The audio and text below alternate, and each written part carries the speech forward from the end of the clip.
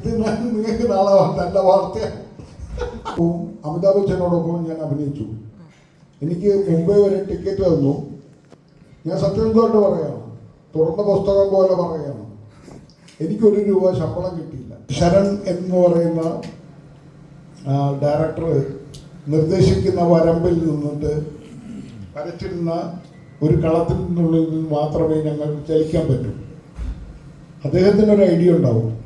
ഞങ്ങൾ ക്യാമറയുടെ ലെൻസിൻ്റെ മുമ്പിൽ നിന്നാണ് അഭിനയിക്കുന്നത്, അല്ലാതെ ഞങ്ങൾ ഓട്ട മത്സരം നടത്തുകയല്ല. പിന്നെ കുറേ ജഡ്ജിമാർ വരും. ആ 6 ജഡ്ജിമാർ വന്നിട്ട് പിന്നെ ജൂറി മത്സരത്തിലിരുന്നിട്ട് ആ ജൂറി മാമന്മാരിരുന്ന് പറയും ഇയാളാണ് മികച്ച നടൻ. അത് അവർക്ക് തോന്നിയതുകൊണ്ടാണ്. അപ്പോൾ അടുത്ത കുറേ ജൂറിമാർ വരും, അവർക്ക് തോന്നും ഇവനല്ല അയാളാണ് മികച്ച നടൻ. അപ്പോൾ അവർക്ക് തോന്നും അവർക്ക് കൊടുത്തളയാൻ. അത്രയേ ഉള്ളൂ കാര്യം. ജൂറിമാരുടെ തീരുമാനത്തിന് അടിസ്ഥാനത്തിലാണ് ഈ അവാർഡുകൾ നിർണ്ണയിക്കപ്പെടുന്നത്, അല്ലാതെ ഞങ്ങൾ ഓട്ട മത്സരം നടത്തിയിട്ടല്ല. അതുകൊണ്ട് എനിക്ക് പറയാനുള്ളത്, ഇത് ഒരു വർഷം കിട്ടുന്ന അവാർഡും ഈ ഒളിമ്പിക്സിന് കിട്ടുന്ന അവാർഡും പോലെ താരതമ്യം ചെയ്യരുത്. അതവർ കായികാധ്വാനം ചെയ്തുണ്ടാക്കുന്നതാണ്. ഞങ്ങൾ മാനസികാധ്വാനം കൊണ്ട് ചെയ്യുന്ന, സ്നേഹം കൊണ്ടുണ്ടാക്കുന്ന, പാരസ്പര്യത്തോടെ ഞങ്ങൾ സ്പർശിച്ചിരിക്കുന്ന സ്നേഹത്തോടെ ഉണ്ടാക്കുന്ന അവാർഡുകളാണ്. അതാണ് ഞങ്ങളുടെ സ്നേഹം.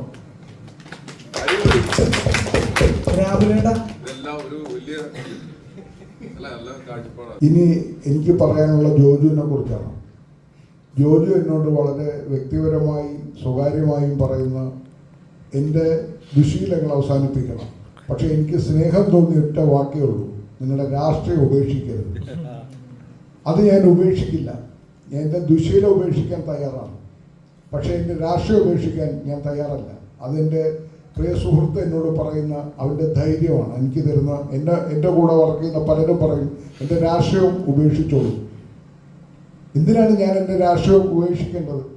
എന്തിനാണ് എൻ്റെ വാക്കുകളെ ഞാൻ അരിഞ്ഞു കളയേണ്ടത്? എൻ്റെ നാവ് അരിഞ്ഞേണ്ടത്, എൻ്റെ കഴുത്തരിഞ്ഞു കളയേണ്ടത്, എൻ്റെ കാലിന് ചങ്ങലക്കിടേണ്ടത്? അങ്ങനെ ഇടേണ്ടതല്ല. അങ്ങനെ ഇട്ട് കഴിഞ്ഞാൽ കലാകാരൻ ശവബോഡിയാണ്.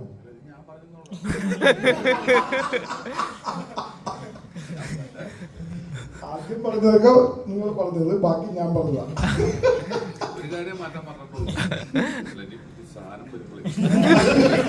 എനിക്കറിയാം ഇത് വിൽക്കാനിരിക്കുന്നതാണോ.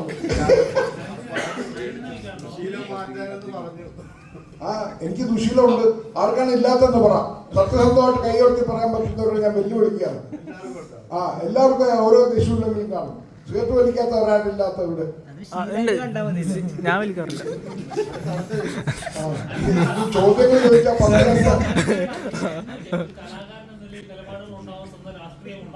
പക്ഷേ ആ രാഷ്ട്രീയം നമ്മൾ പിടിച്ചു നിൽക്കുന്ന സമയത്ത് ഒരുപാട് എതിർപ്പുകൾ ഉണ്ടാവുമല്ലോ. ആ എതിർപ്പുകളെ നേരിടുക എന്ന് പറഞ്ഞാൽ ചെറിയൊരു കാര്യമല്ല. അപ്പോൾ നേരിടുന്ന സമയത്ത് നമുക്ക് വേണ്ടപ്പെട്ട കാര്യങ്ങൾ നഷ്ടപ്പെടാം, നമുക്ക് വേണ്ടപ്പെട്ടവരുമായിട്ടുള്ള ബന്ധങ്ങൾ നഷ്ടപ്പെടാം. അതിലെപ്പോഴും റിഗ്രറ്റ് ഉണ്ടോ? ഞാൻ ഏറ്റവും ഇഷ്ടപ്പെടുന്ന ബൈബിളിൽ സ്നാപകയോഹന്നാനാണ്.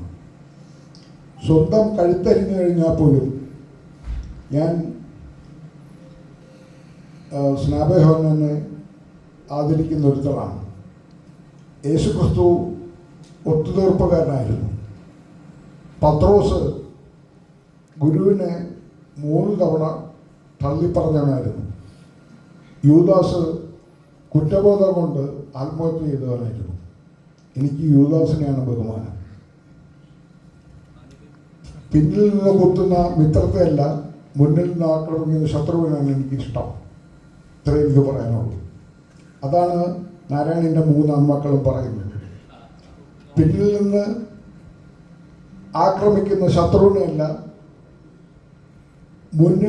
പിന്നിൽ നിന്ന് ആക്രമിക്കുന്ന മിത്രത്തെയല്ല, മുന്നിൽ നിന്ന് ആക്രമിക്കുന്ന ശത്രുവിനാണ് എനിക്കിഷ്ടം. ഒരുപാടുണ്ട്, സംശയമില്ലല്ലോ. നിങ്ങളുടെ ഈ അപ്പുറം ഇപ്പുറം ഇരിക്കുന്നവർ എത്ര ശത്രുക്കളും മിത്രങ്ങളും നിങ്ങൾക്കറിയാമോ? ഇടതും വലുതും ഇരിക്കുന്നവർ ആരൊക്കെയാണ് മിത്രമാണെന്ന് ശത്രുവാണെന്ന് അറിയാമോ? ഇവിടുന്ന് കുത്തുവരുമെന്ന് അറിയാമോ? ശരണ്യന് ഇപ്പൊ എത്ര കുത്തു കിട്ടാൻ പോണെന്ന് ദൈവത്തിനറിയാം. അലൻസിയേട്ട എപ്പോഴും വളരെ തുറന്ന പുസ്തകം പോലെ ഓപ്പണായിട്ട് സംസാരിക്കുന്ന വ്യക്തിയാണ്. ഇപ്പോൾ ഈ വേദിയിൽ തന്നെ കുറേ കാര്യങ്ങൾ ഓപ്പണായി സംസാരിക്കുന്നുണ്ട്. പിന്നീട് ചിന്തിക്കാറുണ്ട് ഇത്ര അധികം ഓപ്പൺ ആവേണ്ട ആവശ്യമില്ല, കുറച്ച് കാര്യങ്ങൾ മറച്ചു വെക്കണം എന്നൊക്കെ. ഞാൻ കുമ്പസാര കൂട്ടിലല്ലേ, ഞാൻ നിങ്ങളുടെ മുമ്പിൽ നിങ്ങൾ എന്നെ പോലെ തുറന്ന് സംസാരിക്കും, നിങ്ങൾ കള്ളത്തരങ്ങൾ പറയരുത്. നേരത്തെ പറഞ്ഞായിരുന്നു രാഷ്ട്രീയം വിടരുതെന്ന് ജോജി ചേട്ടൻ പറഞ്ഞു. ഒരു സംശയം, എന്താണ് അലൻസിയർ ചേട്ടന്റെ രാഷ്ട്രീയം? എൻ്റെ ഹൃദയം ഇടതുപക്ഷത്തിരിക്കുന്നിടത്തോളം ഞാൻ ഇടതുപക്ഷത്താണ്. ഞാനൊരു പാർട്ടിയിലും മെമ്പറല്ല. ഹൃദയം ചലിക്കുന്നിടത്തോളം ഞാൻ ഇടതുപക്ഷത്താണ്. അപ്പോ ഇടതുപക്ഷവും പാർട്ടിയും രണ്ടാണോ? അങ്ങനെയാണെന്ന് എനിക്ക് തോന്നുന്നത്. നിങ്ങൾ എൻ്റെ ജീവിതത്തിൽ നടന്ന കാര്യം അറിയോ? നിങ്ങൾ ഇത്രയും നേരം ജോജുവിനോട് തമിഴ് സിനിമയിൽ അഭിനയിച്ച കാര്യങ്ങളൊക്കെ ചോദിച്ചുകൊണ്ടിരുന്നു. ഞാൻ വേട്ടയിൽ അഭിനയിച്ച കാര്യം നിങ്ങൾ അറിഞ്ഞാണ്. ഞാൻ രജനീകാന്തിനോടൊപ്പവും അമിതാഭ് ബച്ചനോടൊപ്പവും ഞാൻ അഭിനയിച്ചു. എനിക്ക് മുംബൈ വരെ ടിക്കറ്റ് തന്നു. ഞാൻ സത്യസന്ധമായിട്ട് പറയുകയാണ്, തുറന്ന പുസ്തകം പോലെ പറയുകയാണ്, എനിക്കൊരു രൂപ ശമ്പളം കിട്ടിയില്ല. 5 സ്റ്റാർ ഹോട്ടലിൽ താമസം തന്നു. ഞാൻ അവിടെ ചെന്നിരുന്നിട്ട് ജഡ്ജി വേഷത്തിൽ ഇരിക്കണം. തമാശയാണ്. ഇനി തമിഴിൽ എനിക്ക് വേഷപ്പെട്ടെന്ന് തോന്നുന്നില്ല ഇത് പറയുന്നതുകൊണ്ട്.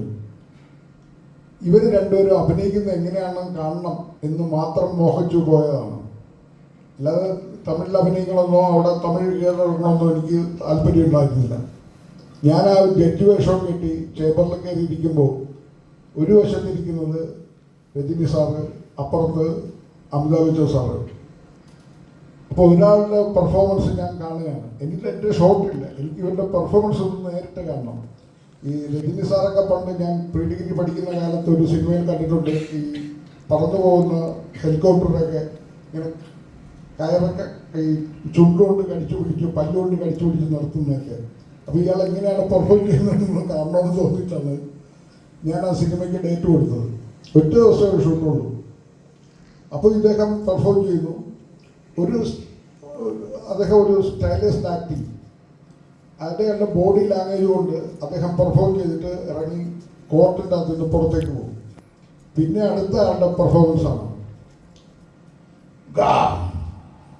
ഒരു സിംഹം ഗർജിക്കുന്ന പോലെയുള്ള അമിതാഭ് ബച്ചൻ്റെ ശബ്ദം. ജഡ്ജി ഞെട്ടി. അപ്പോൾ എനിക്ക് മനസ്സിലായി ഇവരോടൊപ്പം പിടിച്ചിരിക്കാൻ എനിക്ക് പറ്റില്ല. കാരണം എനിക്ക് ഇത്രയും സ്റ്റൈലിസ്റ്റ് ആക്ടിങ്ങും അറിയില്ല, ഇത്രയും ഗാംഭീര്യമുള്ള ശബ്ദവും ഇല്ല. നമ്മളിങ്ങനെ ഈ ദിലീഷ് ബോധൻ്റെ കൂടെയും ശരണിൻ്റെ കൂടെയും രാജീവ് രവിയോടൊക്കെ മര്യാദയ്ക്ക് അഭിനയിച്ച് നടന്നാൽ മതി. ഇവർക്ക് രണ്ടുപേർക്കും അഭിനയം അറിഞ്ഞുകൂടാന്നുള്ള കാര്യം അപ്പോഴാണ് എനിക്ക് മനസ്സിലായത്. ഇത് നിങ്ങൾക്ക് നാളെ നല്ല വാർത്തയാണ്. ബേബി ചേട്ടൻ സൂപ്പറാ. ബേബി ചേട്ടൻ സൂപ്പറാ. എന്താ അപ്പനില് മോശമാണോ? ഇത് ചതുരത്തിൽ മോശമാണോ? നിങ്ങൾ നാരായണന്റെ മക്കളെ കണ്ടു നോക്കൂ. നാളെ നിങ്ങൾ ഈ തമിഴിലെ എന്റെ വേഷമില്ലാതൊക്കെ കളയരുത് കേട്ടോ. ഇതൊന്ന് എഡിറ്റ് ചെയ്യണം. അലൻസിയേട്ടാ, ഇതേപോലെ കുറേ കാര്യങ്ങൾ ഓപ്പണായി സംസാരിക്കുന്നതുകൊണ്ട് അലൻസിയറിന് കുറേ വേഷങ്ങൾ മിസ്സാവുമെന്ന് വിചാരിക്കുന്നുണ്ടോ? എനിക്ക് കിട്ടേണ്ട എനിക്ക് കിട്ടും. ഞാൻ ചോദിച്ചു വാങ്ങിക്കേണ്ടത് ചോദിക്കും. ആ പണി കിട്ടേണ്ടോ പണി കിട്ടും.